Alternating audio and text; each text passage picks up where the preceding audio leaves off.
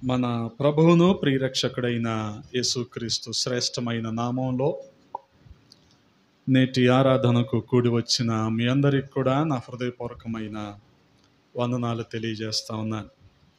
దేవుని మహాకృపను బట్టి దేవుడి రీతిగా సజీవుల సంఖ్యలో ఉంచి మరొక ప్రభు దినాన ఆయన సన్నిధిలో మనం ఉండటానికి ప్రభు సహాయము చేశారు. హల్లెలూయా. లేఖనాల నుంచి ఒక మాటను ధ్యానం చేసుకుందాం. 102వ కీర్తన 7వ చరణాన్ని చదువుతూ ఉన్నాను, గమనించండి. 6, 7 కలిపి చదువుతూ ఉన్నాను. నేను అడవిలోని గోడబాతును పోలి ఉన్నాను, పాడైన స్థలములలోని పగిడి కంటె వలెనున్నాను. రాత్రి మెలకువగా నుండి ఇంటి మీద ఒంటిగానున్న పిచ్చుకవలే ఉన్నాను. ప్రార్థన. మమ్మల్ని అతి మిక్కిలిగా ప్రేమించిన మా ప్రియ పరలోకపు తండ్రి, ఈ సమయంలో మరొకసారి మీ పాద సన్నిధి చేరటానికి మీరు చూపిన కృపను బట్టి స్తుతిస్తూ ఉన్నాం. గడచిన కాలమంతా మీ రెక్కల నీడలో భద్రపరిచారు, క్షేమాన్ని సమృద్ధిని మాకు అందించారు. స్తోత్రాలు. మరొక ప్రబోధినాన్న మీ సన్నిధిలో మేమందరము కూడి మిమ్మల్ని ఆరాధించడానికి మీరిచ్చిన గొప్ప భాగ్యాన్ని బట్టి స్తుతిస్తూ ఉన్నాం. రాజా, మీరు ఏర్పాటు చేసిన వాక్యాన్ని బట్టి వందనాలు. ఈ వాక్కులనైనా మా వినికిడిలో దీవించండి, మా సమయాన్ని దీవెనకరంగా మార్చండి. నిలవబడుతున్న నన్ను మరుగు చేయండి, మీ ఆత్మచేత నింపి వాడుకోండి.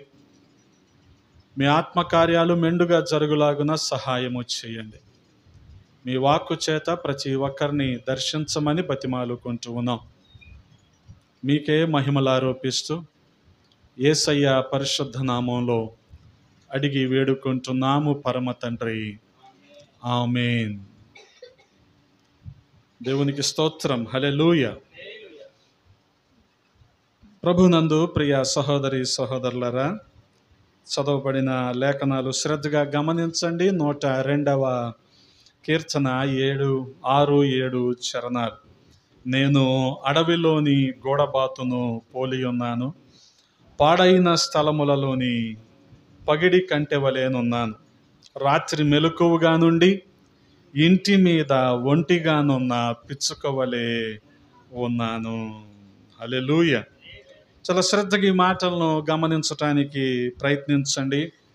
దావీదు మహారాజు తను దుఃఖంలో మునిగిపోయి విసిగి వేసారిపోయి సొమ్మసిల్లిన పరిస్థితుల్లో దేవుని మీద ఆధారపడుతూ, దేవుని మీద ఆనుకుంటూ, దేవునితో తన అంతరంగాన్ని కుమ్మరించుకుంటూ మాట్లాడుతున్న మాటలు ఇవన్నీ కూడా. ఈ మాటల్లో దావీదు మహారాజు యొక్క ఒంటరితనం, లేదా తను ఏకాకిగా మిగిలిపోవటం, ఒక్కడే మిగిలిపోవటం గమనించండి. ఒంటరిగా ఉన్న సమయాల్లో దేవుడు ఖచ్చితంగా దర్శిస్తాడు. గమనించండి, యాకోబు కూడా ఒకానొక పరిస్థితుల్లో ఆ రాత్రి ఒక్కడే మిగిలిపోయాడు.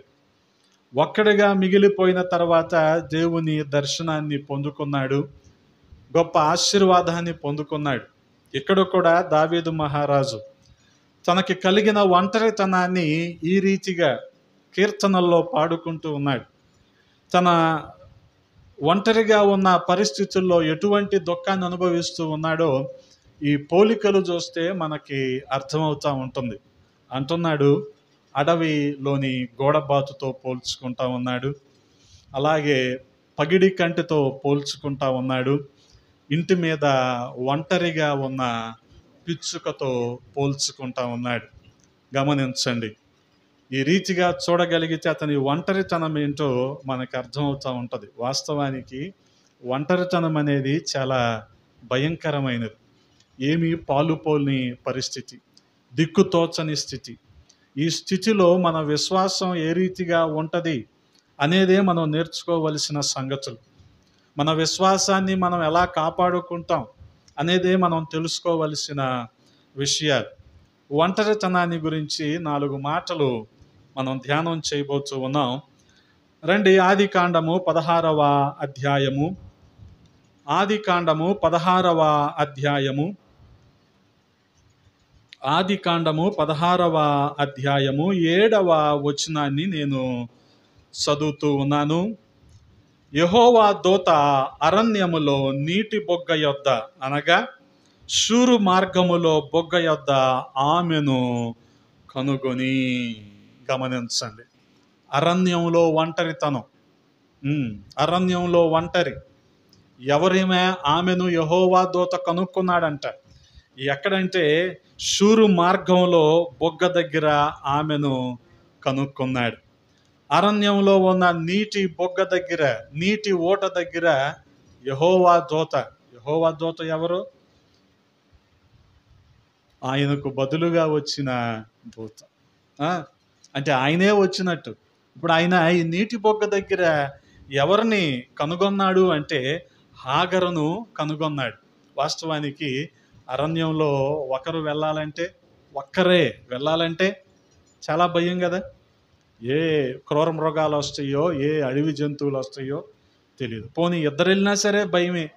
బహుశా 10 మంది వెళ్తే కానీ భయం ఉండదు. కానీ హాగరు ఒక్కతే అరణ్యంలో వెళ్ళిపోతుంది. ఆ నీటి బొగ్గ దగ్గర యెహోవా దూత ఆమెను కనుగొన్నాడు. ఎవరేమే? గమనించండి, హాగరు ఒక ఐగుప్తు స్త్రీ. ఐగుప్తు స్త్రీ అబ్రహాము కుటుంబంలోనికి బానిసగా అమ్మివేయబడింది. కాబట్టి అబ్రహాము కుటుంబంలో ఆమె దాసీగా ఉండిపోయింది. అమ్మివేయబడింది, అబ్రహాము కొనుక్కున్నాడు. ఇప్పుడు దాసీగా శారాయికి అన్ని పనులు చేస్తా వస్తుంది. ఒకానొక రోజు శారాయికి ఒక కొత్త ఆలోచన వచ్చింది. అదేంటంటే, నాకు ఎలాగో పిల్లలు లేరు కదా, ఇదిగో అబ్రహాము, నువ్వు చేయాల్సింది ఏంటంటే హాగర్ని పెళ్లి చేసుకో, ఆ పిల్లలు నా పిల్లలు అవుతారుగా. ఇటువంటి ఆలోచన హాగర్కు వచ్చింది. బహుశా ఎంతకాలంగా పోరు పెడుతుందో శారాయి తెలియదు, కానీ మొత్తానికి హాగర్నైతే అబ్రాము వివాహం చేసుకున్నాడు. కొంతకాలానికి ఏమైందంటే, శారాయి చూస్తూ ఉండగానే శారాయికి ఆశ్చర్యం కలిగించే విధంగా హాగరు గర్భవతి అయింది. అప్పటి వరకు పర్వాలేదు, కానీ గర్భవతి అయిన తర్వాత నుంచి ఇంకా శారాయికి మంట మండిపోయింది. బహుశా ఆ మంట కారణంగానే ఇక హాగరును ఇబ్బందులు పాలు చేయటం ప్రారంభించింది. 16వ అధ్యాయము ప్రారంభం నుంచి కూడా ఇవే విషయాలు మనం చూస్తూ ఉంటాం. గమనించండి, ఇంతకీ ఈ పోరు ఎవరు మొదలుపెట్టారు? శారాయే మొదలుపెట్టింది. ఏ మాటకు ఆ మాట. భార్యల పోరు తట్టుకునే భర్తలు ఉంటారు చూడండి, వీళ్ళకి ఎంతైనా దండం పెట్టచ్చు. నోబెల్ శాంతి పురస్కారం అనేది ఏమైనా ఇవ్వదలుచుకుంటే ఇలాంటి వాళ్ళకి ఇవ్వచ్చు. ఎందుకంటారా? పెళ్లి చేసుకోమంది ఎవరో?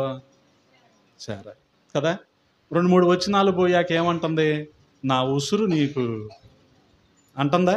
ఆ పై వచనాల్లో చేసుకోమందే, ఇప్పుడు ఉసురు తగులుతుందందే. ఇక అబ్రహాము చేసేది ఏమి లేదు. గమనించండి, అబ్రహాం చేసేది ఏం లేదు. నిస్సహాయుడు అయిపోయాడు, చేతులు ఎత్తేసాడు. ఏమంటున్నాడు? నీ దాసి, నీ ఇష్టం, నీ కళ్ళ ముందే ఉందగా, నీకు నచ్చినట్టు చేసుకో. ఇంకేనేం చెప్పడు. ఇంకా మన్మోహన్ సింగ్ లా కామ్గా ఉంటాడు. ఈయనేం మాట్లాడ్డు ఇంకా. నీ ఇష్టం వచ్చినట్టు నువ్వు చేసుకో కదా. అందుకని చాలా జాగ్రత్తగా ఉండాలి. పోరు ఇలాంటి పోరు కాదు ఇది కదా. కాలిలో ముళ్ళు, చెప్పులో రాయి, చెవులో జోరీగా, ఇంట్లో పోరు అంతా ఇంతా కాదు. దీన్ని భరించటం ఎవరి వల్ల కాదు. గమనించండి. అందుకని ఇక ఎప్పుడైతే హాగరు గర్భవతి అని తెలుసుకుందో శారాయి, ఇక ఆమెను దూషించటం, ఆమెను శ్రమలు పాలు చేయటం, ఆమెను ఇబ్బందులు పాలు చేయటం, ఇక ఆమెను కష్టపెట్టడం మొదలైపోయినాయి కదా. ఎందుకంటారు? ఎందుకంటే 100 క్రాపులు ఒక చోట ఉండొచ్చు అంకులు. 100 క్రాపులు ఒక చోట ఉండొచ్చు, 2 కొప్పులు ఒక చోట ఉండకూడదు.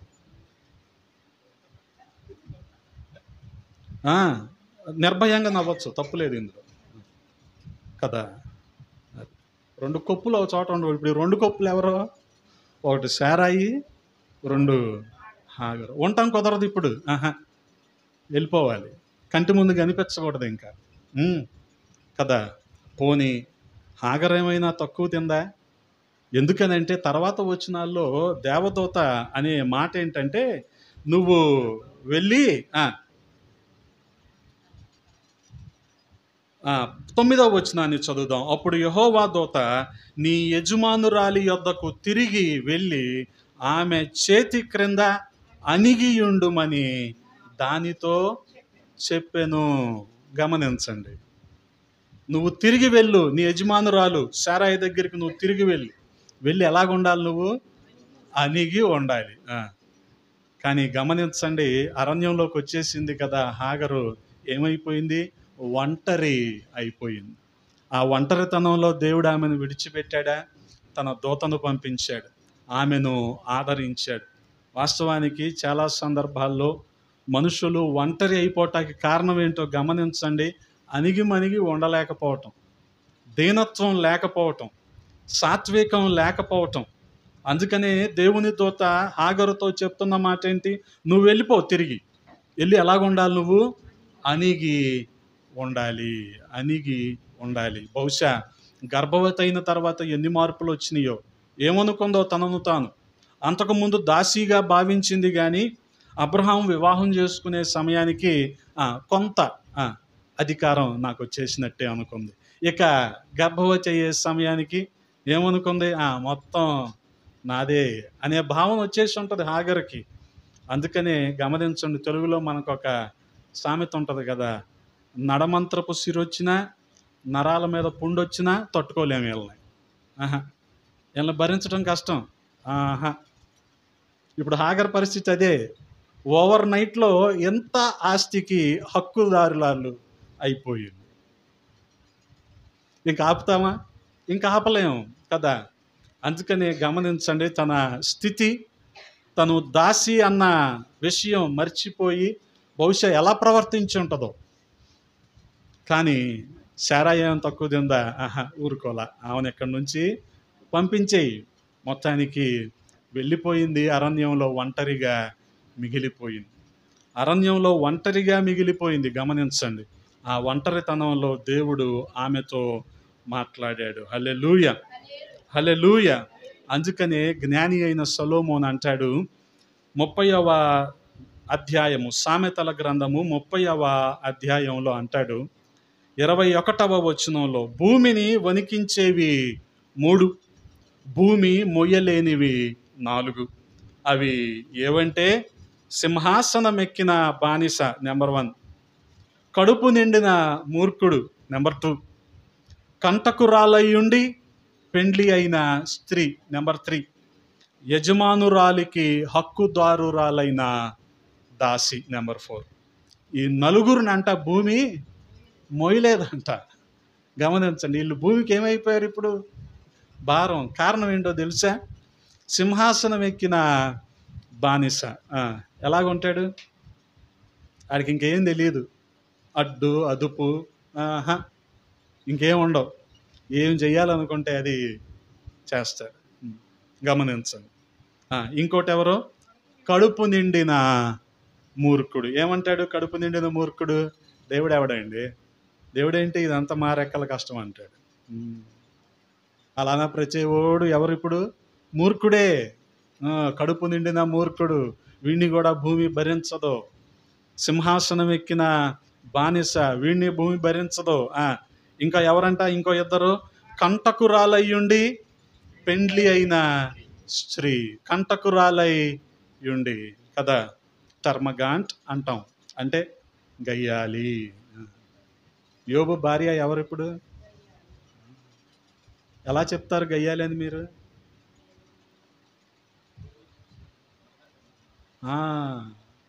ఏం చేస్తుంది? పక్కనే ఉండి ఫ్యానింగ్ ది ఫ్లేమ్, అగ్నిని ఇంకా రేపుతుంది. యోబు పడుతున్న శ్రమల్లో ఆయన ఇంకా హింసిస్తుంది కదా. అందుకని కంటకురాలయ్యుండి పెండ్లి అయిన స్త్రీ. పెండ్లికి ముందు ఒకలాగా ఉంటారు వీళ్ళు, పెళ్ళి తర్వాత ఇంకోలాగా ఉంటారు. అప్పుడేమో ఆమ్లెట్ అంటే ఇష్టం అంటారు, తర్వాత ఆమ్లెట్ వేస్తే "ఆహా, ఇష్టం లేదు, నేను ఆమ్లెట్ తిన్నా" అంటారు. తెచ్చిన గుడ్లన్నీ ఏమైపోతాయి కదా. ఆ, అప్పుడు వరకేమో ఆ, ఆ తర్వాత ఉద్యోగాలు కూడా అంతే కదా. ఆ, ఉద్యోగం ఇచ్చేంత వరకేమో, ఉద్యోగం ఇచ్చాక మేము అలా అయితేనే చేస్తాం, ఇలా అయితేనే ఉంటాం. ఆ, కంటకురాలయుండి పెండ్లి అయిన స్త్రీ, యజమానురాలికి హక్కుదారురాలైన దాసి. ఎవరు ఈ హక్కుదారురాలైన దాసి? ఇప్పుడు మనం మాట్లాడుకుంటున్న హాగరు. ఇలాంటి వాళ్ళని ఈ భూమి భరించదు, మనం కూడా తట్టుకోలేము ఇలాంటి వాళ్ళని. ఇలాంటి వాళ్ళని అస్సలు ఆపలేం కదా. ఎలా ఉంటుందంటే, ఇలాంటి వాళ్ళ గురించి చెప్పాలంటే ఒక మాట చెప్పాలి. పేనుకు పెత్తనం ఇస్తానంట, తలంతో గొరిగేసిందంటే ఇంకేం లేదు, నవరత్నం పెట్టుకోవడానికి ప్లేస్ లేదు అక్కడ, ఇంకా మొత్తం ఒడిగుండి అయిపోయింది. ఎందుకు? దానికి పెత్తనం ఇచ్చారు. ఇప్పుడు ఈ యజమానురాలికి హక్కుదారురాలైన దాసి పరిస్థితి కూడా అదే. అందుకనే 9వ వచనంలో దూత అంటున్న మాట ఏంటో గమనించారా? నువ్వు వెళ్ళి నువ్వు ఎలాగుండాలి? అణిగి ఉండు. నీ గురించి నువ్వు చాలా ఎక్కువ ఊహించుకుంటున్నావేమో, నువ్వు దాసిలాగానే ఉండు. నీ యజమానురాలి చేతి కింద అణిగి ఉండని చెప్పాడు. గమనించండి. అందుకనే ఇటువంటి అనుభవాలు ఉంటాయి. పౌలు భక్తుడు కూడా తన పూర్వాశ్రమంలో ఎటువంటి వాడో చెప్పుకుంటూ, నేను పూర్వం దోషకుడిని, హింసకుడిని, హానికరుణ్ణి, వంచకుడిని, కంటకుడిని అని చెప్తా ఉంటాడు. కానీ ఇప్పుడు అవన్నీ ఏమైపోయినాయి? సాత్వికంగా, దీనత్వంగా మారిపోయినాయి. ఇప్పుడు హాగరులో బహుశా ఈ లక్షణాలే ఉండి ఉండొచ్చు. కానీ దూత హాగరుకు ఈ ఒంటరితనంలో ఇస్తున్న సూచన ఏంటంటే, నువ్వు తిరిగి వెళ్ళు, నీ యజమానురాలి చేతి కింద అణిగి ఉండు. గమనించండి.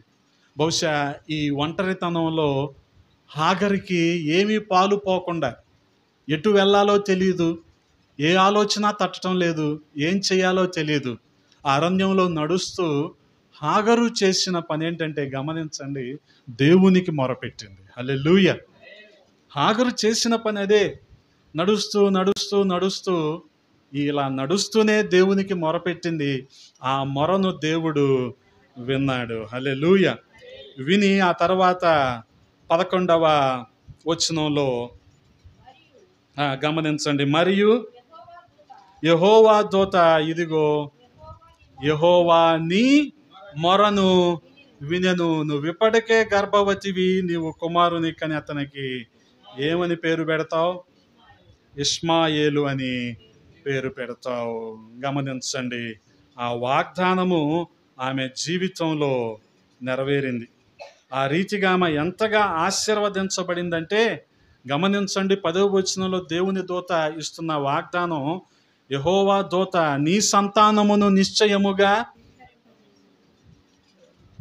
విస్తరించారా ఇష్మాయేలీలు కదా. The second largest population in the world. ప్రపంచంలో 2వ అతిపెద్ద జనాభా ఇష్మాయేలీలు. దేవుడు వారిని ఆ రీతిగా ఆశీర్వదించాడు.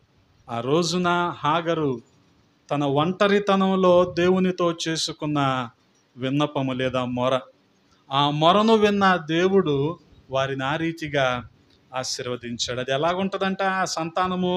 అది లెక్కింప వీలు లేనంత విస్తారమవునని దానితో చెప్పాను. వీళ్ళు కూడా చాలా తెలివైన వాళ్ళు. వీళ్ళు ఎంత తెలివైన వాళ్ళు అంటే, వీళ్ళు ఫ్యామిలీ ప్లానింగ్ పాటించరు వీళ్ళు. ఏ దేశమైనా సరే, దేవుడు మాకు వాగ్దానం ఇచ్చాడుగా, ఆయన మమ్మల్ని పోషిస్తాడుగా, అందుకని అలాగ ఏం ఉండవు ఇంకా. అందుకని విస్తరిస్తూనే. గమనించండి, ఆ ఒంటరితనంలో దేవుని మీద ఆధారపడింది. గమనించండి, దిక్కులేని తనంలో దేవుడు ఆమెను పలకరించి ఆమెను ఆదరించాడు. అలాగే దావీదు కూడా తన ఒంటరితనంలో పోల్చుకుంటున్నాడు కదా. పగిడి కంటితో పోల్చుకుంటున్నాడు, అడవిలోని గోడబాతుతో పోల్చుకుంటున్నాడు. ఇంకేమంటున్నాడు? ఇంటి మీద ఒంటరిగా ఉన్న పిచ్చుకలాగా ఉన్నానని పోల్చుకుంటున్నాడు. ఇటువంటి పరిస్థితుల్లో దావీదును ఆదరించింది ఎవరు అంటే దేవుడే. మనం కూడా మన ఒంటరితనంలో మనుషుల మీద ఆధారపడుతూ ఉంటాం, కానీ మనల్ని ఆదరించేది కేవలము దేవుడు మాత్రమే. హల్లెలూయా. దేవుని దగ్గర నుంచి వాగ్దానము పొందుకున్న ఈవిడ దేవుణ్ణి ఆరాధించటం మొదలుపెట్టింది, ఆదరించబడింది. ఇప్పుడు 16వ అధ్యాయంలో హాగరు ఆరాధిస్తుంది. గమనించండి 13వ వచనాన్ని గమనించండి. అది చూచుచున్న దేవుడవు నీవే అను పేరు తనతో మాటలాడిన యెహోవాకు పెట్టెను. ఏలయనగా నన్ను చూచిన వాణ్ణి నేనెక్కడ చూచి తిని గదా అని అనుకొనెను. అందుచేత ఆ నీటి బొగ్గకు బెయిర్ లహాయి రోయి అను పేరు పెట్టెను. అది కాదేశుకును బెరెదుకును మధ్యనున్నది. హల్లెలూయా. గమనించండి, ఏమీ పాలుపోని పరిస్థితుల్లో అరణ్యంలో ఎవరుంటారు? ఎవరో ఉండరు. అటువంటి అరణ్యంలో దేవుడు హాగరును దర్శించాడు. ఆమె ఒంటరితనంలో ఆమెను దేవుడు ఆదరించాడు. గొప్ప జనముగా ఆమెను విస్తరింపజేశాడు. హల్లెలూయా. అనేక సమస్యల్లో బాధల్లో ఉంటూ మనం కూడా ఒంటరితనాన్ని అనుభవిస్తూనే ఉండొచ్చు. కానీ మనం చేయవలసింది ఏంటంటే హాగరును ఆదర్శంగా తీసుకోవాలి. ఒంటరితనంలో దేవునికి మొరపెట్టింది. హల్లెలూయా. అందుకనే దూత ఏమంటున్నాడు? నీ మొర వినపడింది. నువ్వు వెళ్ళి చేయాల్సిందేంటి? నువ్వు అణిగి మణిగి ఉండు, నీ యజమానురాలి చేతి కింద దీనత్వం సాత్వికం కలిగి ఉండు, దేవుడు నిన్ను దీవిస్తాడు. దేవుడు ఆ రీతిగానే దీవించాడు. లెక్కకు అసలు విస్తరించిన జనాభా ఎలా ఉందంటే అసలు లెక్కకు మించి ఉంది. వారిని అసలు లెక్క పెట్టలేమన్నమాట. గమనించండి, ఆ రీతిగా హాగరు సంతానము ఇష్మాయేలీలు విస్తరించబడ్డారు. అదే రీతిగా మరొక మాటను కూడా జ్ఞాపకం చేస్తున్నాను. ఆదికాండము 29వ అధ్యాయము 31వ వచనం. ఆదికాండము 29వ అధ్యాయము 31వ వచనము. లేయా ద్వేషింపబడుట యెహోవా చూచి ఆమె గర్భము తెరిచెను, రాహేలు గొడ్రాలై ఉండెను. హల్లెలూయా. లేయా ద్వేషించబడటం ఎవరు చూశారు? హల్లెలూయా. ఎవరు చూశారు? హాగరును తన ఒంటరితనంలో ఎవరు చూశారు? దేవుడు చూశాడు, ఆమెను ఆదరించాడు. ఇక్కడ లేయా కూడా, హాగరేమో ఒక మాట గమనించండి, అరణ్యంలో ఒంటరి అయితే లేయా ఇంట్లో ఒంటరి. అందరూ ఉన్నారు, భర్త ఉన్నాడు, దాసదాసీలు ఉన్నారు, బంధువులందరూ ఉన్నారు, అన్నదమ్ములు ఉన్నారు, నాన్న లాబాను ఉండనే ఉన్నాడు, అందరూ ఉన్నారు. కానీ ఎవరో ఏమో బాధను అర్థం చేసుకునే వాళ్ళు కాదు. 10 మంది ఉండి నీ బాధను అర్థం చేసుకోలేక అలాగే నువ్వు కుమిలిపోతున్నావంటే నువ్వు ఎంతమంది ఉండి ఇంట్లో ఒంటరివి కాకపోతే ఇంకెవరు నువ్వు కదా. నీ ఆవేదన ఎవరికి అర్థం కావటం లేదు అంటే, నీ కన్నీరు ఎవరో చూడటం లేదు అంటే ఎంతమంది ఉండి నువ్వు ఇంట్లో ఒంటరిగా. ఇక్కడ లేయా కూడా ఒంటరే. గమనించండి, ఇంతమంది మధ్యలో లేయా ఒంటరితనాన్ని అనుభవిస్తూ ఉంది. ఇందాక హాగరు ఒంటరిగా అరణ్యంలోకి వచ్చేసింది. ఆమె ఒంటరితనానికి కారణం ఏమై ఉండొచ్చు? ఆమె గర్వం, లోబడని తనం, మాట వినని స్వభావం ఆమెను ఒంటరిదిగా చేసేసింది. మరి ఇక్కడ లేయా ఒంటరితనం అనుభవిస్తుందంటే ఏంటి కారణం? లేయా కాదు, కారణం లాబాను చేసిన తప్పు ఇది, మోసం ఇది. అందుకనే గమనించండి, 7 సంవత్సరాలు యాకోబు నిజాయితీగానే కష్టపడ్డాడు. 7 సంవత్సరాలు కష్టపడిన దానికి గాను రాహేలునిచ్చి పెళ్లి చేస్తానన్న లాబాను రాహేలుకు బదులు లేయానిచ్చి వివాహం చేశాడు. అది కూడా ఎలా చేశాడు? వాళ్ళ ఆచారం ఏంటంటే చీకటి పడ్డాక తండ్రే పెండ్లి కుమార్తెను తీసుకొని వెళ్ళి పెండ్లి కుమారుడికి అప్పచెప్పి వచ్చేయటం. ఈ సమయంలో పెండ్లి కుమార్తెకు అడిగే హక్కు, నాకు ఇష్టం లేదు అని చెప్పే ధైర్యం లేదు. ఎందుకనంటే తల్లిదండ్రుల మాట వినకపోతే చంపేసే రోజులు అవి. అంతేగాని ఆ రోజుల్లో human rights, child rights, labour act ఏమీ లేవు అప్పుడు. ఆ, ఇప్పుడు లేయా మాట వినకపోతే లాభాన్ని ఏం చేస్తాడు? చంపేస్తాడు. ఉమ్. తండ్రి మాటకు విధేయత చూపించింది. బహుశా అడిగి ఉంటుంది, నాన్న మరి యాకోబు కోరుకున్నది, ఇష్టపడి 7 సంవత్సరాలు పనిచేసింది రాహేలు కోసం కదా, నువ్వేంటి నన్ను తీసుకెళ్తున్నావని. నోరు మూయి అని ఒక మాట అని ఉంటాడు అంతే. ఇక మళ్ళీ మాట్లాడటానికి లేదు, ఇంకా మాట్లాడితే చంపేస్తాడు. మొత్తానికి వివాహం అయిన తెల్లారి చూస్తే ఉన్నది ఎవరక్కడ? యాకోబుకి ఆశ్చర్యం కలిగింది. రాహేలు బదులు లేయా ఉందేంటి? ఎత్తు పొడుగు ఒకేలాగా ఉన్నారు అంతా, కానీ ఎక్కడ తేడా వచ్చింది? కళ్ళ దగ్గర తేడా వచ్చింది. లాభం లేదు, లాభాన్ మామ నువ్వు నన్ను మోసం చేసావంటే, నువ్వు మాత్రం తక్కువ తిన్నావా? అందుకని యాకోబు మోసగాడంటే ఇప్పుడు లాభాన్ ఎవరు? మోసగాళ్లకు మోసగాడు. యాకోబే అన్నని తండ్రిని మోసం చేసి తల్లి సహాయంతో జ్యేష్ఠత్వాన్ని కొట్టేసినోడు మోసగాడు కాదా? ఇప్పుడు యాకోబే మోసగాడంటే మరి లాభాన్ ఏమవ్వాలి? మోసగాళ్లకు మోసగాడు.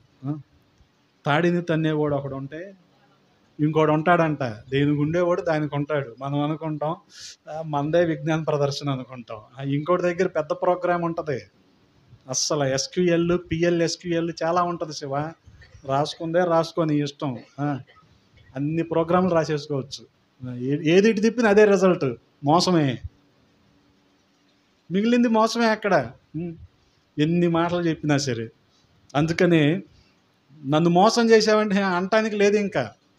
అదే ఇంకో 7 సంవత్సరాలు నువ్వు పని చెయ్యి, అప్పుడు రాహేలుని ఇస్తాను. బాగానే ఉంది. బహుశా ఇష్టం లేదు కదా లేయా అంటే, చీ వెళ్ళిపా ఇలా అంటా ఉండుంటాడు. ఈ చీచాల మధ్య ఎంతకాలం ఉండిపోయిందో లేయా మనకు తెలియదు.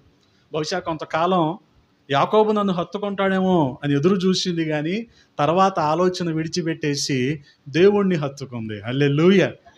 లేయా మనకు నేర్పేది అదే.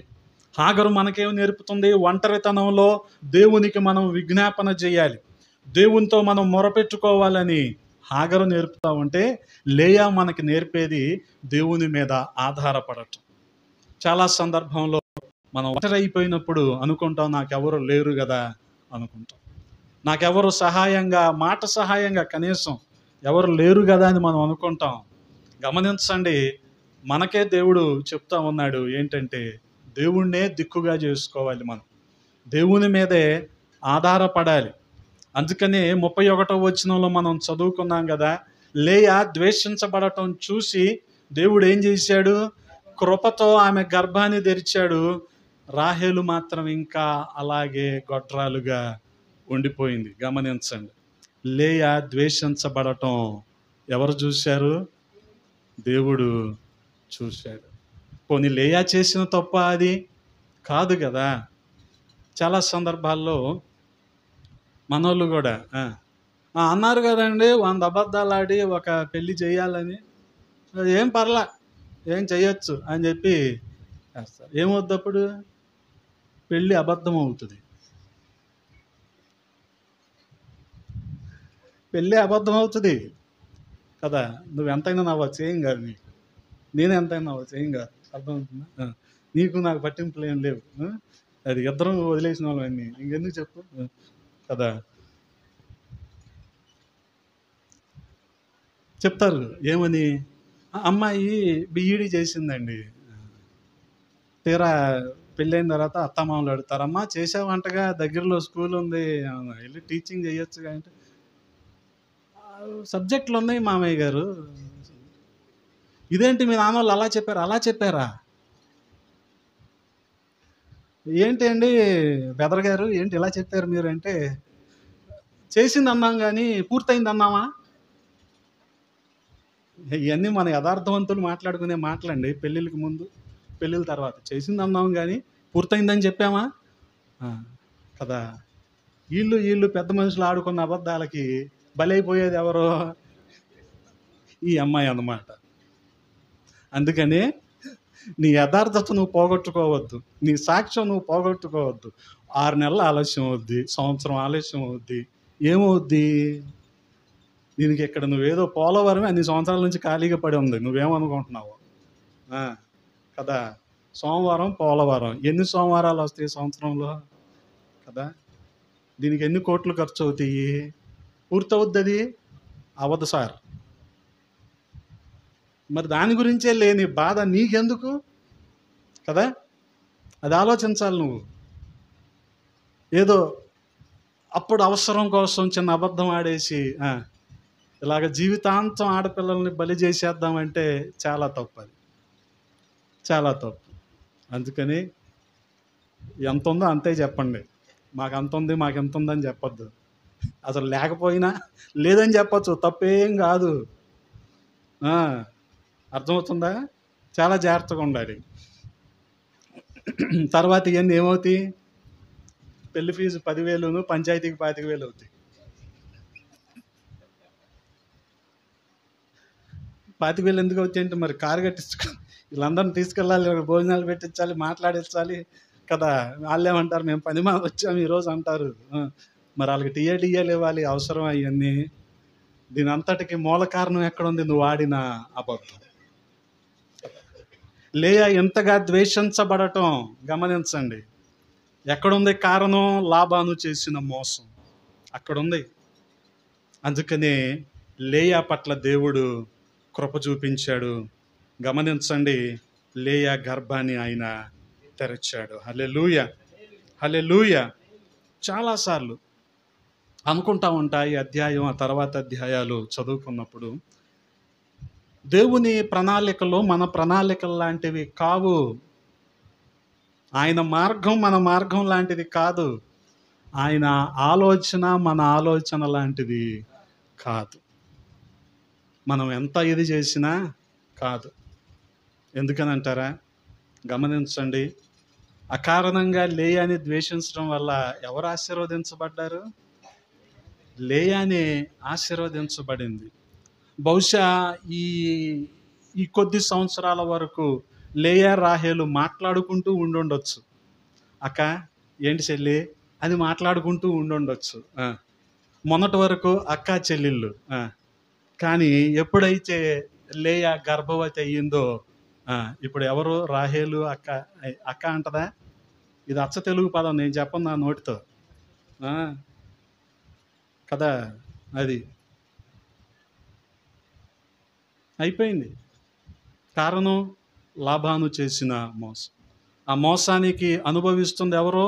ఇంట్లోనే ఉంటూ ఒంటరితనాన్ని లేయా అనుభవిస్తూ ఉంది. గమనించండి, బహుశా ఇటువంటి ఒంటరితనాన్ని, చుట్టూ రాజులు ఉండుంటారు, చుట్టూ సైన్యం ఉండుంటుంది, ఇంట్లో కుటుంబం కూడా పెద్దదే దావీదుకి. దావీదు కూడా ఇదే ఒంటరితనాన్ని బహుశా అనుభవిస్తూ ఉండుంటాడు. అందుకని 102వ కీర్తనలో తన అంతరంగాన్ని 6-7 వచనాల్లో మనం చదువుకుందాం కదా, కుమ్మరించుకుంటున్నాడు. ఏమంటున్నాడు?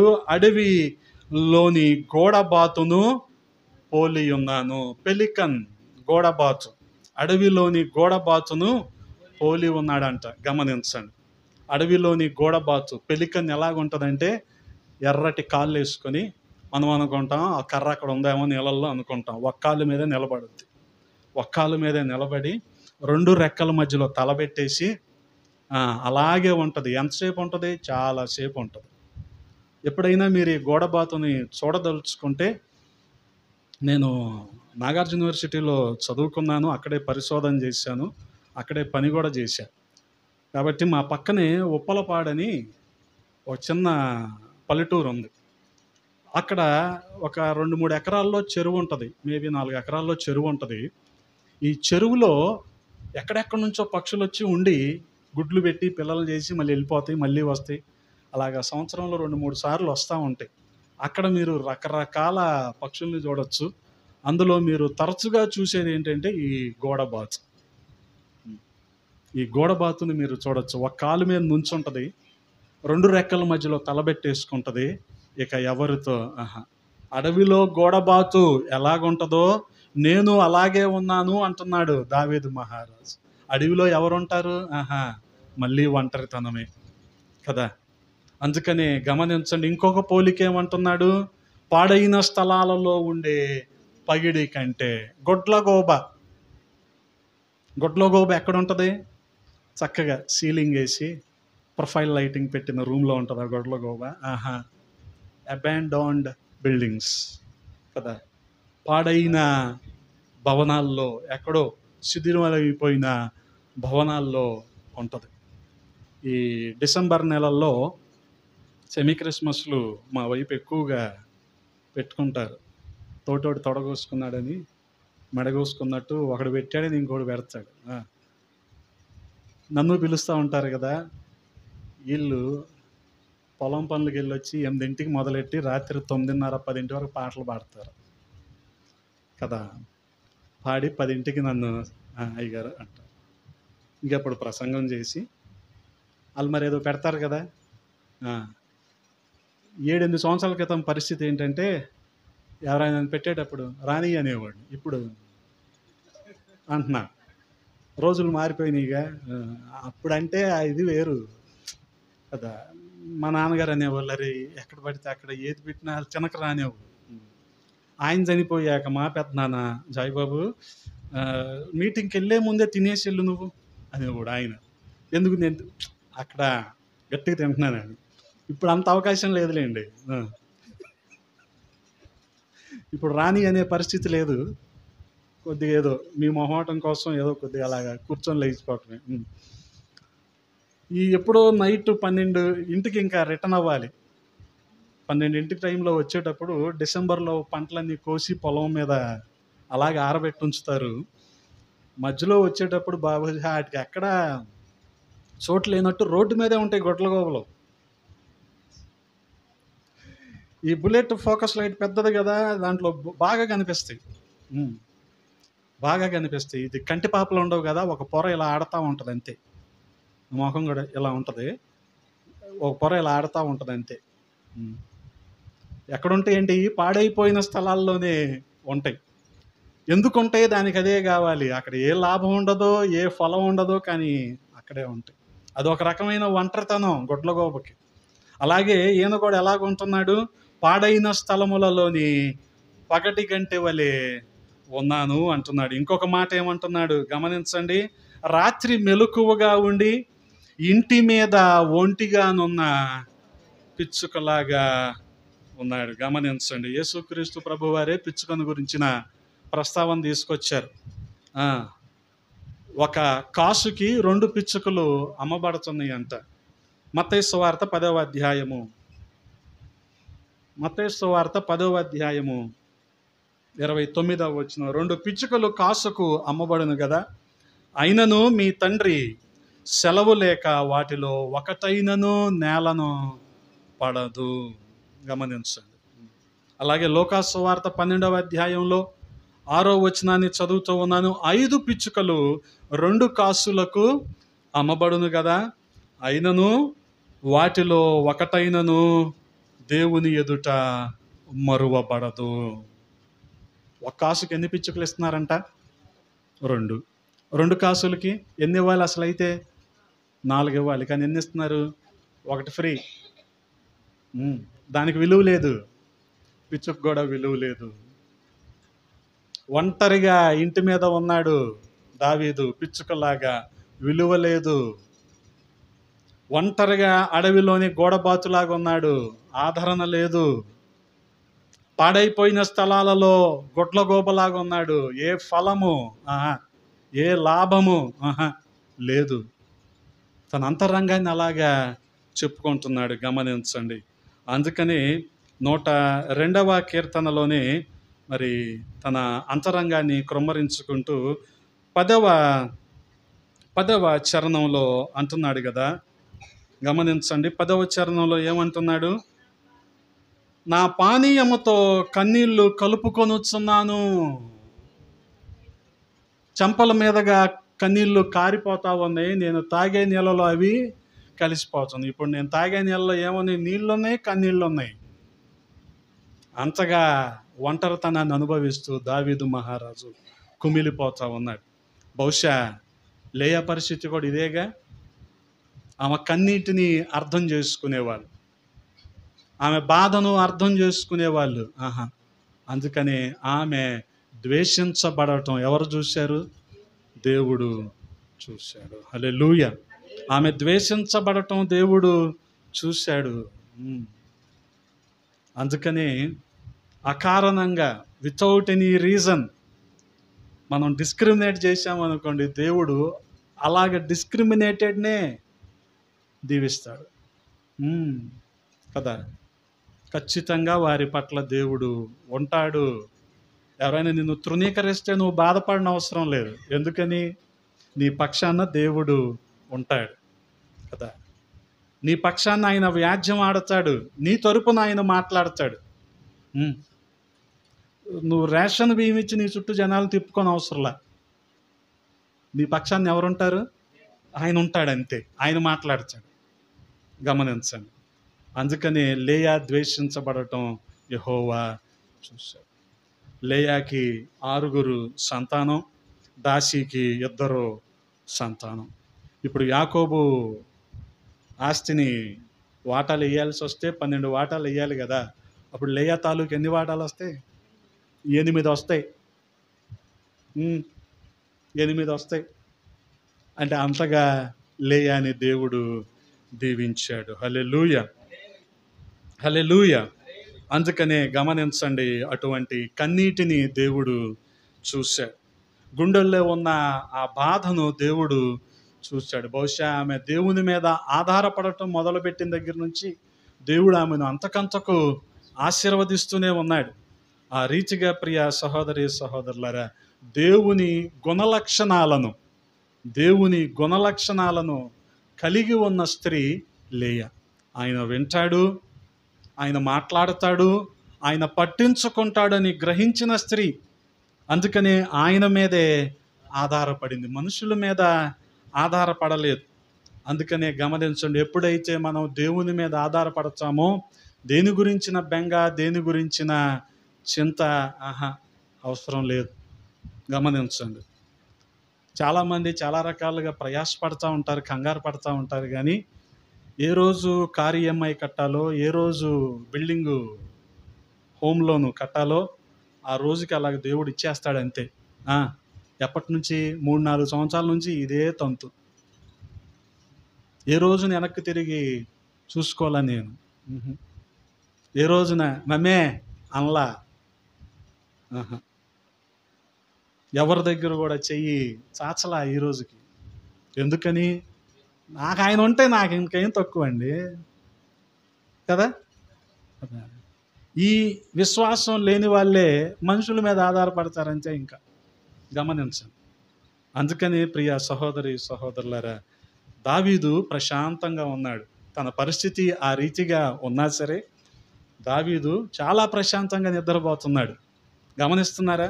4వ కీర్తన 8వ చరణంలో అంటున్నాడు, యెహోవా నెమ్మదితో పండుకొని నిద్రపోదును, నేను ఒంటరిగా ఉండినను నీవే నన్ను సురక్షితముగా నివసింపజేయుదువు. హల్లెలూయా. నేను ఒంటరిగా ఉన్నా సరే ఎవరు కాపాడతారంట దావీదుని? దేవుడే సురక్షితంగా ఉంచుతున్నాడు. నెమ్మదితో పండుకొని నిద్రపోతున్నాడంట. ఇదేంటి? పండుకోవడం ఏంటి, నిద్రపోవడం ఏంటి? విచిత్రంగా ఉంది. అన్నం ఆకలిలాగా, పేపర్ కాగితంలాగా, రెండు ఒకటే కదా. చాలామంది పండుకుంటారు, నిద్ర రాదు, తెలుసా? ఒకవేళ నిద్ర పట్టినా సరే చిన్న అలికిడికే. ఎందుకని? మనశ్శాంతి లేక, చేసినవన్నీ వెంటాడుతూ ఉంటుంటే నిద్ర ఎలా పట్టుద్ది? అందుకని వీళ్ళు రాత్రి పడుకున్నట్టే ఉంటారు, కానీ నిద్రపోరు. ఎప్పుడు నిద్రపోతారంటే 3-4 నిద్రపోయి ఉదయం 9 లేస్తారు. 9 ఒక షిఫ్ట్ అయిపోద్ది వీళ్ళకి, అంతేగా. అది సంగతి. అందుకనే నీ ఆరోగ్యం చెప్పుద్ది నువ్వేంటో. గమనించండి. నీ అంతరంగం ఏంటో నీ ఆరోగ్యం చెప్పుద్ది. అందుకనే దావీదు ఇన్ని బాధల్లో కూడా ఎలాగున్నాడంట? నెమ్మదితో పండుకొని నిద్రపోతున్నాను అంటున్నాడు. ఒంటరిగా ఉన్నా సరే దావీదును దేవుడు సురక్షితంగా నివసింపజేస్తున్నాడంట. గమనించండి. అందుకనే దేవుడు దావీదుకు అటువంటి ప్రశాంతతను ఇచ్చాడు. గమనించండి, అరణ్యంలో ఇల్లైనా నెమ్మదిగా దావీదు పడుకోగలడు. అంతఃపురంలో బెడ్ అయినా దావీదు నిర్భయంగా నిద్రపోగలడు. మేకలు గొర్రెలు కాసుకునేటప్పుడు అరణ్యంలో లేడా? ప్రశాంతంగానే ఉన్నాడు. ఇక్కడ అంతఃపురంలో ఉన్నప్పుడు ప్రశాంతంగానే ఉంటున్నాడు. అందుకని ద్వితీయోపదేశకాండంలో రాయబడి ఉంటుంది, 32వ అధ్యాయము 10వ వచనంలో, అరణ్య ప్రదేశములోను భీకర ధ్వని గల పాడైన ఎడారిలోను వాని కనుగొని ఆవరించి పరామర్శించి తన కనుపాపను వలె వాని కాపాడెదను. దేవుడు ఎంత గొప్పవాడండి. అరణ్యంలో భీకర ధ్వని గల పాడైన ఎడారిలో సైతం ఆయన ఏం చేస్తున్నాడు? కనుక్కొని. హాగర్ను అలాగే కదా, ఆ నీటి బొగ్గ దగ్గర యెహోవా దూత కనుక్కున్నాడు. ఆమె అక్కడ ఉంది అని ఆయనే వచ్చాడు, ఆవరించాడు, పరామర్శించాడు, కంటి పాపలాగా కాచాడు. ఒంటరితనంలో భయపడాల్సిన అవసరం లేదు. కారణం ఏంటంటే దేవుడే మనకు ఆశ్రయంగా ఉంటాడు. హల్లెలూయా. అందుకనే గమనించండి, ఇంట్లో ఉంటున్నా సరే ఒంటరితనాన్ని అనుభవిస్తున్న లేయాకి యాకోబు, లాబాను ఎవరూ తోడుగా లేరు. కానీ ఆమె దేవుని మీద పెట్టుకున్న విశ్వాసం, దేవుని మీద ఆనుకున్న విధానం ఆమెకు తోడుగా ఉంది, ఆదరణను పొందుకుంది. అదే రీతిగా గమనించండి, రూతు గ్రంథము 2వ అధ్యాయము, రూతు గ్రంథము 2వ అధ్యాయము 3వ వచనము. కాబట్టి ఆమె వెళ్ళి పొలములోనికి వచ్చి చేను కోయువారి వెనుక పొలములో ఏరుకొనెను. ఆ పొలములో ఆమె పోయిన భాగము ఎలీమెలకు వంశపు వాడైన బోయజుది. గమనించండి, ఇక్కడ మనకు రూతు కనబడుతూ ఉంది. హాగరు అరణ్యంలో ఒంటరి అయితే లేయా ఇంట్లో ఒంటరి. మరి రూతు పొలములో ఒంటరి. ఎందుకు ఒంటరి అంటారా? బహుశా రూతుతో పాటు అత్త కూడా, నయోమి కూడా వచ్చే ఉంటుంది. కానీ రూతుకి మొత్తం కొత్త. ఎందుకని? ఇశ్రాయేలీల పద్ధతులు వేరు, మోయాబీల పద్ధతులు వేరు. ఈ మోయాబు దేశం విడిచిపెట్టి అత్తగారితో పాటు వచ్చేసింది. అత్త అంది భర్త చనిపోయిన తర్వాత, అనగా రూతు భర్త చనిపోయిన తర్వాత అత్త అన్న మాట ఏంటి? అమ్మా, మీ దేశాలకు మీరు వెళ్ళిపోండి, మళ్ళీ వెళ్ళి మీరు వివాహాలు చేసుకోండి అంటే రూతు ఒకటే చెప్పింది, వెళ్ళొద్దు, విడిచిపెట్టొద్దు అని మాత్రం అనొద్దు. ఎందుకని? నీ దేశమే, నీ జనమే, నీ దేవుడే. నువ్వెక్కడుంటే నేను అక్కడ ఉంటా, నువ్వేం తింటే నేను అది తింటా, నువ్వెక్కడికి వెళ్తే నేను అక్కడికి వస్తా, నన్ను మాత్రం రావద్దు అని చెప్పొద్దు. అలాగే వెంబడించింది, కానీ అంతా కొత్తే. పొలంలోకి వెళ్ళింది. ఇప్పుడు బోయజు పొలంలోకి పరిగె వేరుకోవటానికి. బహుశా ఈ మోయాబీ రాలైన రూతు తప్ప ఇంకా అక్కడ మిగతా వాళ్ళందరూ కూడా ఇశ్రాయేలీలే. ఇశ్రాయేలు 12 గోత్రాలకు సంబంధించిన వారే. వాళ్ళ విధానాలు వీళ్ళ విధానాలు వేరుగా ఉంటాయి. ఎందుకని? సాధారణంగా మోయాబు ప్రాంతం వారిని ఇశ్రాయేలీలు కలుపుకోరు. ఎందుకనంటే వారు శపించబడిన వారు. ఎవరు ఈ మోయాబు అంటే? లోతు కుమార్తెలకు కలిగిన సంతానము మోయాబీలు, ఎదోమీలు. కాబట్టి వీరిని మాత్రం అసలు ఇశ్రాయేలీలు కలుపుకోరు. అందుకని 60వ కీర్తనలో రాయబడి ఉంటుంది కదా, 8వ చరణంలో, మోయాబు నేను కాళ్ళు కడుగుకొను పల్లెము, ఎదోము మీద నా చెప్పు విసిరివేయుదును. చెప్పేసరటం అంటే ఏంటి? అంత అవమానం అది. అంటే అంత కడగా, అంత వేరుగా, తేడాగా ఎదోమీల్ని వాళ్ళు చూస్తారు.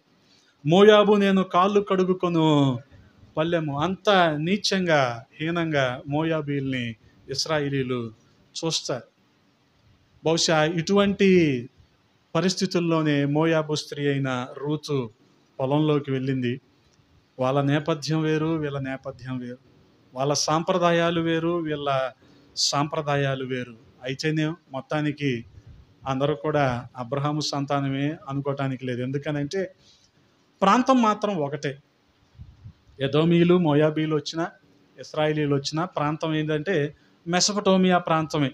ఇశ్రాయేలీలేమో అబ్రహాము ద్వారా వచ్చిన వాళ్ళు, ఈ ఎదోమీలు, మోయాబీలేమో లోతు కుటుంబం ద్వారా వచ్చిన వాళ్ళు. అంత వ్యత్యాసం వాళ్ళిద్దరి మధ్యలో ఉంది. అయినా సరే ఒంటరి.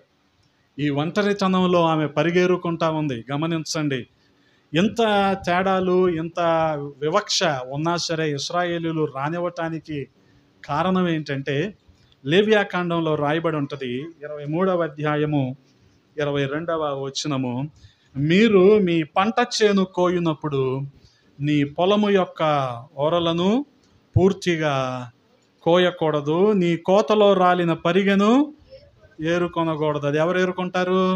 బీదలు, పరదేశులు వాళ్ళు వచ్చి ఏరుకుంటారు. అందుకనే లెఫ్ట్ ఓవర్స్ ఏమైనా ఉంటే ఎవరికైనా ఇవ్వాలి. అవి పాడేంత వరకు ఫ్రిడ్జ్లో పెట్టుకోకూడదు. అర్థమైందా? పాడేంత వరకు 10 రోజులు పెడతారు కానీ ఫ్రిడ్జ్లో. ఆకలితో ఉన్నవాడికో లేకపోతే ఎవరికో ఇవ్వరంటే ఎవరు. ఇక నువ్వేంటి చెప్పేది? నువ్వు భక్తి గురించి, ప్రేమ గురించి ఏంటి నువ్వు మాట్లాడేది? నాకు అర్థం కాదు. గమనించండి, ఈ పరిగె ఎవరు ఏరుకుంటారంట? బీదలు, పరదేశులు ఉంటారుగా. పరదేశులు ఎవరు? పరదేశులు మన ప్రాంతం కానో లేదో మన దగ్గర, మన ప్రాంతాల్లో కొంతకాలం ఉండేది పనులు చేసి వెళ్ళిపోతారు కదా. వాళ్ళకి బహుశా అన్ని వసతులు ఉండవు. అలాంటి వాళ్ళకి ఏవో ఒకటి మనం చేస్తూ ఉండాలి. తప్పేం కాదు. అదే ఆ ఒక్క కారణం చేతే ఈ మోయాబు స్త్రీని అనుమతించారు పరిగేరుకోవటానికి. ఈమె కూడా బహుశా దిక్కుతోచని పరిస్థితిలో ఒంటరిగా వెళ్ళి పరిగేరుకుంటుంది. గమనించండి, ఈ ఒంటరితనంలో, ఈ పొలములో బోయాజు ఏమెవరు అని అడిగాడంట. గమనించండి, ఇదే అధ్యాయంలో ఎవరు ఏమంటే అప్పుడు మొత్తం చెప్పుకుంటూ వచ్చారు. ఏమో ఫలానా ఫలానా. ఇంతకు బోయాజు చూశాడా ఆమెని? కాదు, దేవుడే చూశాడు. దేవుడే రూతును చూశాడు. ఒంటరితనంలో ఉంది కదా, దేవుడే రూతును చూశాడు. ఈ ఒంటరి మహిళను తన వంశావళిలో చేర్చుకున్నాడు. హల్లెలూయా. ఇంతకీ రూతు ఎవరు అనుకున్నారు? దావీదోళ్ళ అవ్వ. యేసుక్రీస్తు ప్రభువు వారి వంశావళిలోకి అన్యురాలైన ఈ మోయాబు స్త్రీ అయిన రూతు వచ్చి చేరింది. అంటే దేవుని కృప అక్కడ మనం అర్థం చేసుకోవచ్చు. ఇశ్రాయేలీలు తప్ప మిగిలిన ప్రతి ఒక్కరం కూడా అన్యులమే. కానీ ఆయన మనల్ని కృపతో చేర్చుకున్నాడు. దేనికి మనం అర్హులం కాదో దానికి మనం అర్హులను చేయటమే దేవుని కృప. దేవుడు అలాగే ఈ మోయాబు స్త్రీని తన వంశావళిలో చేర్చుకున్నాడు. హల్లెలూయా. గమనించండి, 5వ వచనంలో అడుగుతున్నాడు బోయజు. అప్పుడు బోయజు కోయువారి మీద వంచబడిన తన పనివానిని చూచి ఈ చిన్నది ఎవరిదని అడుగగా, ఈ చిన్నది ఎవరో చెప్పుకుంటూ వచ్చారు ఆమె గురించి. ఆ తర్వాత ఎన్నిక లేనిది, నిరాకరించబడింది, తృణీకరించబడింది. ఎందుకని? మోయాబు సంతానం కాబట్టి, మోయాబీరాలు కాబట్టి. కానీ దేవుడు ఆయన జనాంగంలోనికి, ఆయన వంశావళిలోనికి చేర్చుకున్నాడు. బహుశా రూతు కూడా ఏ రోజు ఊహించి ఉండదు. ఏమంటారు? అస్సలు ఊహించి ఉండదు. ఏంటంటే ఏ పొలంలో అయితే పరిగేరుకుంటుందో ఆ పొలానికే హక్కుదారురాలు అవుతుందని ఊహించి ఉండదు. ఎంత గొప్ప ఆధిక్యత అది! కారణం ఏంటంటే బహుశా ఇశ్రాయేలు దేవుడు ఎవరో తెలియదు, కానీ విశ్వసించిందంటే. అదే కదా నమ్మకం, విశ్వాసం, నమ్మిక. దాన్ని బట్టే రూతు యేసుక్రీస్తు ప్రభువు వారి వంశావళిలోనికి చేర్చబడింది. ఇక ఆ వంశావళిలో ఇక మనం మాట్లాడుకుంటే అబ్రహాము మొదలుకొని, దావీదు మొదలుకొని, యేసుక్రీస్తు ప్రభువు వారి వరకు ఉన్న ఆ లీనియేజ్, ఆ వంశావళిలో ఆమె కూడా చేర్చబడింది. అన్ని తరాలు ఆమెను జ్ఞాపకం చేసుకుంటున్నారు. ఈరోజు కూడా మనం రూతు గురించి మాట్లాడుకుంటూ ఉంటాం. గమనించండి. అందుకనే ఆ ఒంటరితనములో దేవుడు రూతును దర్శించాడు. ఆయనే అంటున్నాడు కదా, యెషయా గ్రంథము 60వ అధ్యాయంలో, యెషయా గ్రంథము 60వ అధ్యాయము 22వ వచనం, వారిలో ఒంటరి అయిన వాడు 1000 మంది అగును, ఎన్నిక లేని వాడు బలమైన జనమగును. యెహోవానగు నేను తగిన కాలమున ఈ కార్యము త్వరపెట్టుదును. హల్లెలూయా.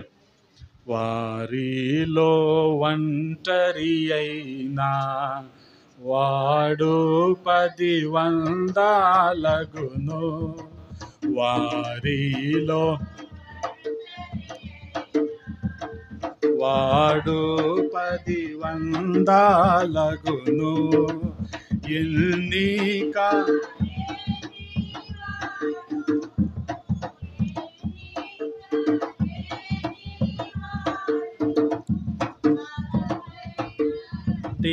జనమగును, బలమైనటి జనమగును. లిమ్ము తేజరిల్లుము నీకు వచ్చియున్నది. యెహోవా మహిమా నీపై ప్రకాశముగాను దయించే. యెహోవా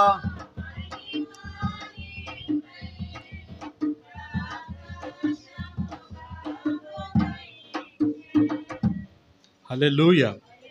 గమనించండి. అరణ్యంలో ఒంటరి అయినా, ఇంటిలో ఒంటరి అయినా, పొలంలో ఒంటరి అయినా, మనం ఆయనకు మొరపెట్టగలిగినప్పుడు, ఆయన మీద ఆధారపడగలిగినప్పుడు, ఆయన యందు విశ్వాసం ఉంచగలిగినప్పుడు ఖచ్చితంగా ఆయన మనల్ని అత్యధికంగా హెచ్చిస్తాడు. హల్లెలూయా. ఎంత జనాంగం అయిపోయింది ఇప్పుడు రూతు జనాంగం, యేసుక్రీస్తు ప్రభువు వారి వంశావళి. ఆ తర్వాత మరొక వచనాన్ని జ్ఞాపకం చేస్తున్నాను. యోహాను సువార్త 20వ అధ్యాయము,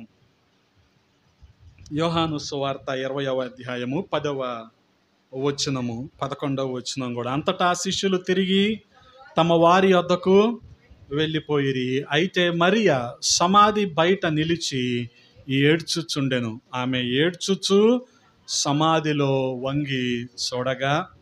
గమనించండి, ఇక్కడ అరణ్యంలో ఒంటరి, ఇంట్లో ఒంటరి, పొలంలో ఒంటరి, మరియా సమాధుల తోటలో ఒంటరి.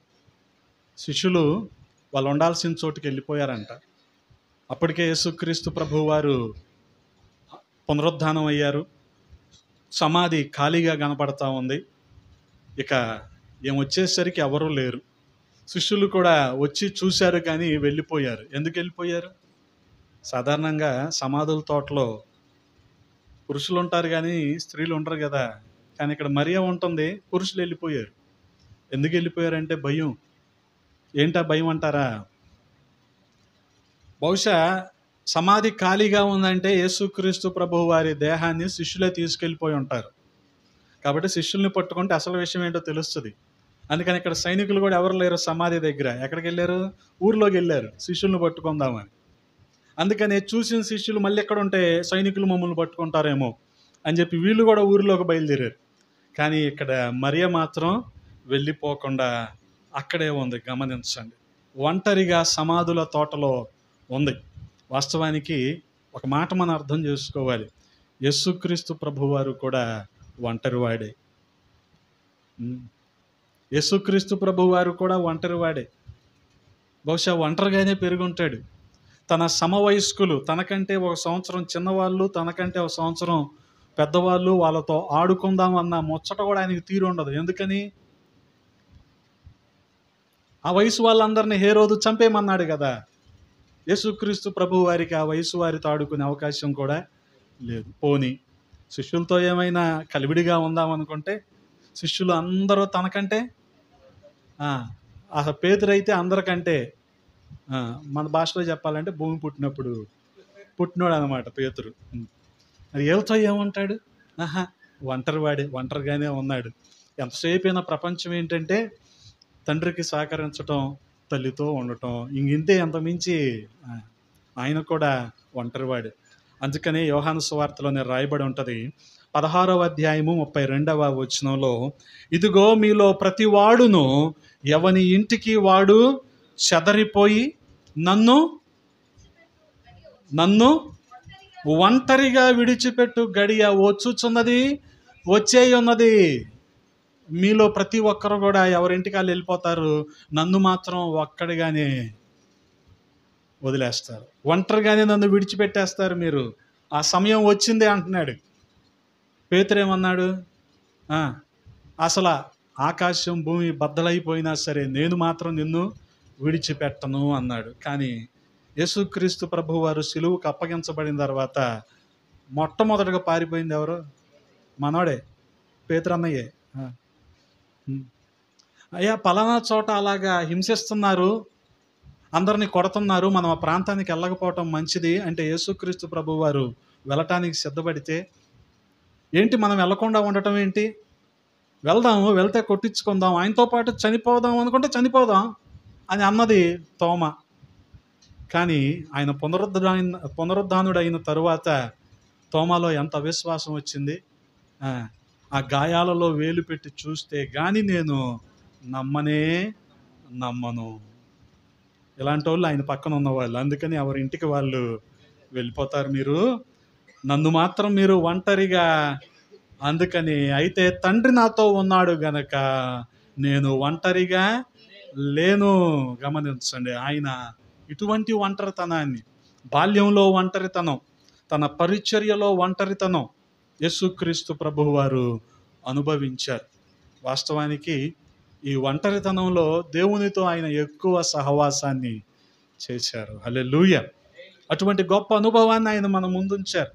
దేవునితో మనము సహవాసము చేయాలి అని. ఆయన మరణ పునరుద్ధానాలను గురించిన ప్రవచనాలు యెషయా గ్రంథంలో మనం చదువుతూ ఉంటే మనకు అర్థమవుతుంది. 63వ అధ్యాయము యెషయా గ్రంథము 1వ వచనాన్ని చదువుదాం. రక్తవర్ణ వస్త్రములు ధరించి ఎదోము నుండి వచ్చుచున్న ఇతడెవరు? శోభిత వస్త్రము ధరించిన వాడే గంభీరముగా నడుచుచు బోస్రా నుండి బలాతిశయముతో వచ్చుచున్న ఇతడెవడు? నీతిని బట్టి మాట్లాడుచున్న నేనే, రక్షించుటకు బలాఢ్యునైనా నేనే. నీ వస్త్రము ఎర్రగానున్నదేమి అని అడిగితే ఆయన అంటున్నాడు, నీ బట్టలు ద్రాక్ష గానుగా త్రొక్కుచుండు అని బట్టల వలె ఉన్నవేమి అంటే ఆయన ఏమంటున్నాడు? 3వ వచనంలో, ఒంటరిగా ద్రాక్ష గానుగను త్రొక్కి తిని.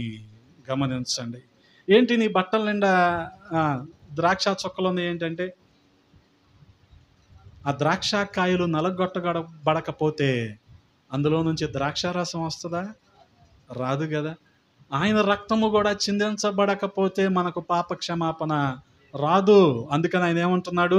ఒంటరిగా ద్రాక్ష గానుగను, జనములలో ఎవడు కూడా నాతో లేరు, నేను ఒంటరిగానే.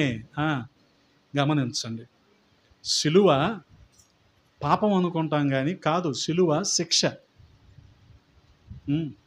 అందుకే కురేనీయుడైన సీమోను యేసుక్రీస్తు ప్రభువు వారు సిలువను మోసుకుంటా వెళ్తుంటే కొంతసేపు సిలువను మోసాడేమో కానీ కురేనీయుడైన సీమోను, వాస్తవానికి కురేనీయుడైన సీమోను గ్రామీణ ప్రాంతస్తుడంట. మాలాగా పల్లెటూరుడు కురేనీయుడైన సీమోను. అది ఎలా ఉంటుంది సిటీ చూడంగానే? ఈ రోజుకి నేను కారు అద్దాల్లోంచి ఇలాగే చూస్తూ ఉంటా బందర్ రోడ్ని. నమ్మండి, ఇలా చూస్తా, విచిత్రంగా ఉంటుంది నాకు సిటీని చూస్తే. ఎందుకంటే ఎంతసేపు పల్లెటూరులో ఉంటాం కదా. కురేనీయుడైన సీమోను కూడా సిటీలో ఏదో ఉంది అని చూడటానికి వచ్చాడు. ఆయన ఏం చేయమన్నారు? కాసేపు మోయ్యా అన్నారు. సిలువైతే మోసాడు, కానీ పాపాన్ని మోసింది మాత్రం యేసుక్రీస్తు ప్రభువు వారు. హల్లెలూయా, హల్లెలూయా. గమనించండి, ఆ రీతిగా ఆయన శిష్యులందరూ చల్లా చెదురైపోయినా సరే, అన్యాయపు తీర్పులు ఆయనకు విధించబడినా సరే, ఆయన ఏమైపోయాడు? ఒంటరిగానే ఉండిపోయాడు. గమనించండి, అన్నా కైపల దగ్గర అన్యాయమైన తీర్పు. వాళ్ళు పిలాతు దగ్గరికి పంపారు. ఆ తర్వాత ఎదోమీయుడైన హేరోదు దగ్గరికి పంపాడు. అన్నీ కూడా అన్యాయమైన తీర్పులే. ఎదోమీయుడైన హేరోదు అతనికి యేసుక్రీస్తు ప్రభువు వారికి ఊదా రంగు వస్త్రాలు ఇచ్చాడు. ఇప్పుడు సిలువను మోసుకొని తల్ల మీద ముళ్ళ కిరీటం పెట్టుకొని వెళ్తా ఉంటుంటే ఆ రక్తధారలన్నీ కూడా ఆ వస్త్రాల మీద పడి ఆయన రక్తవర్ణంగా మారిపోయాడు. హల్లెలూయా. అందుకని షోలమితి ఏమంటది, నా ప్రియుడు ధవలవర్ణుడు రక్తవర్ణుడు, 10,000లో కూడా నేను అతన్ని గుర్తుపట్టగలను నేను. హల్లెలూయా. గమనించండి, 39 కొరడా దెబ్బలు ఆయన తిన్నాడు. ఆయన వీపంతా కూడా నాగటి చాలలాగా దున్నబడింది. ఈ శిక్షను ఆయన భరించాడు. కారణం ఏంటో తెలుసా? ఈ శిక్ష మన కోసమే ఆయన భరించాడు. ఆయన భుజం మీద ఆ సిలువను మోసుకుంటూ వెళ్తూనే ఉన్నాడు. మానవుడు భరించాల్సిన శిక్ష, మానవుడు పరిహారం చేయవలసిన శిక్ష యేసుక్రీస్తు ప్రభువారు ఆయన పొందుకున్నాడు. దాన్ని ఆయన భరించి మనలను పాపాల నుంచి విడిపించాడు. హల్లెలూయా. ఆయన సిలువ మీద మరణించి సమాధి చేయబడి 3వ రోజున తిరిగి లేచి ఆరోహణమై వెళ్ళిపోతూ ఉంటే ఎందుకో ఒకసారి అలా సమాధుల తోటేపు చూశాడంట. చూస్తే ఎవరు కనిపించారు? ఒంటరిగా ఉన్న మరియా కనిపించింది. వెళ్ళేవాడు కాస్త ఆగొచ్చి అమ్మా అని పిలిచాడు. ఆమెకేం అర్థం కావట్లా.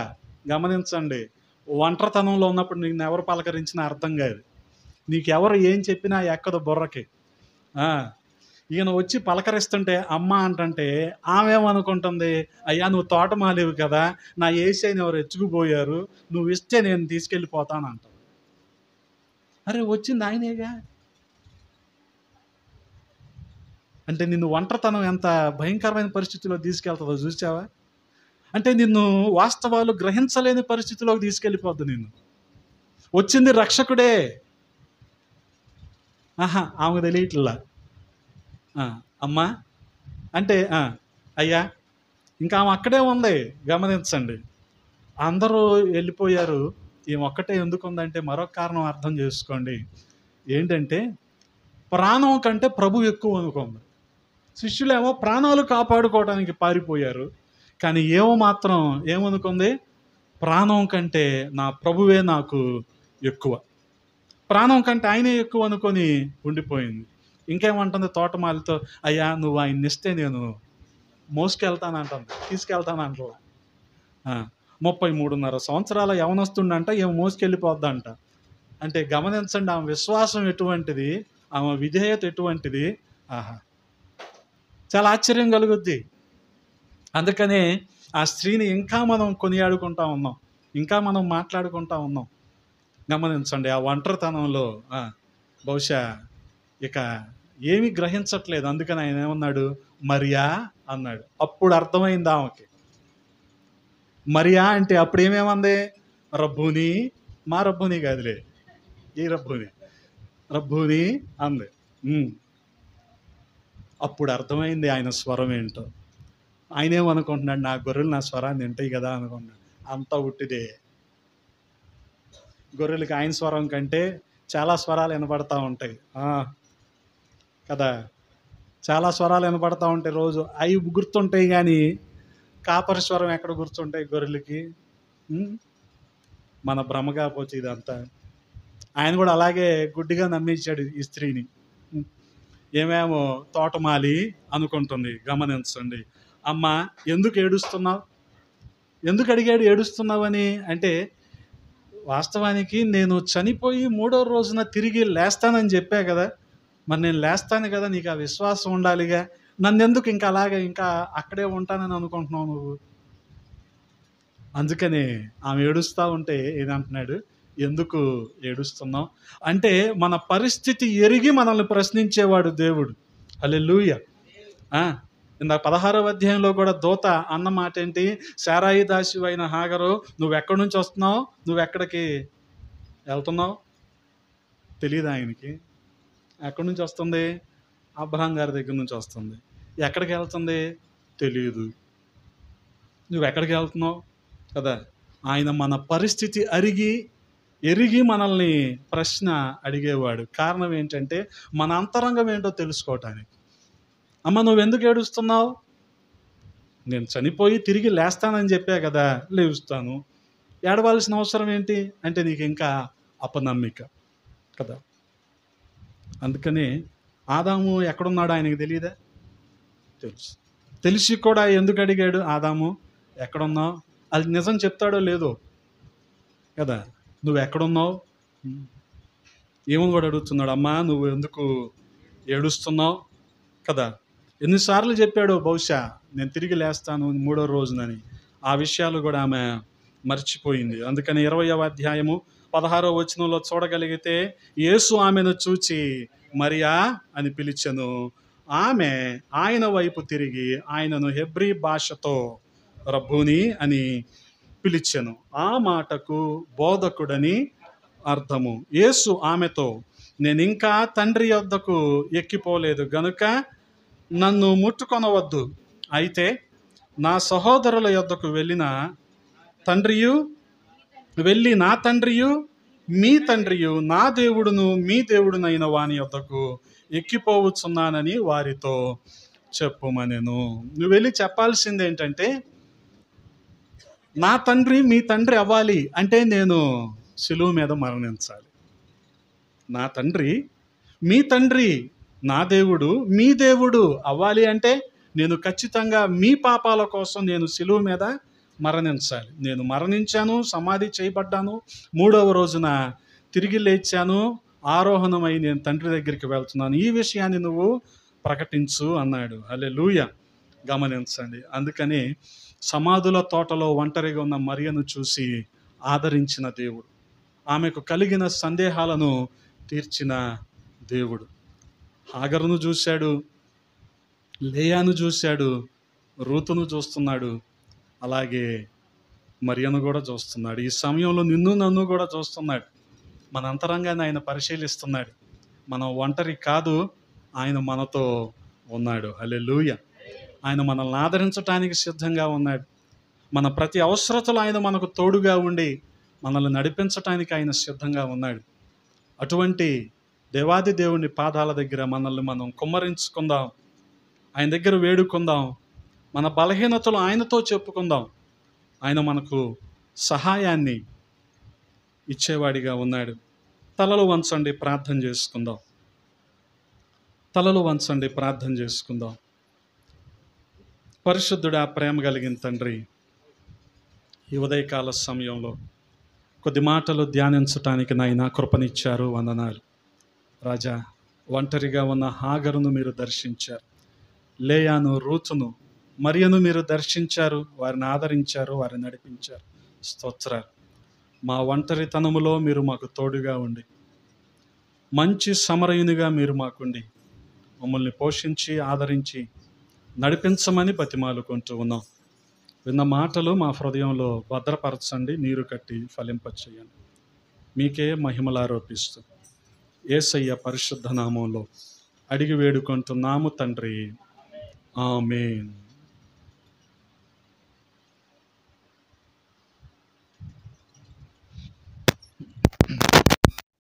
సమయంలో మనం లేచి నిలబడినట్లయితే